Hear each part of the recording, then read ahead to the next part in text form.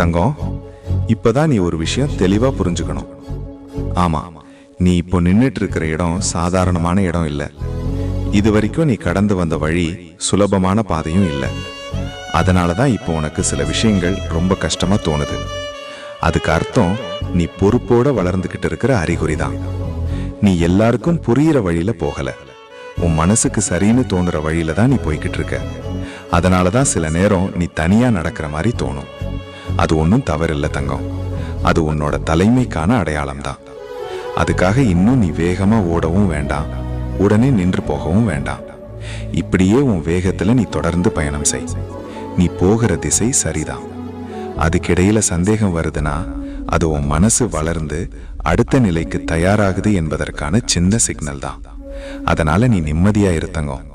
உன் அப்பா உன்னை சரியான பாதையில தான் கூப்பிட்டு போறேன். ஓம் நம சிவாய.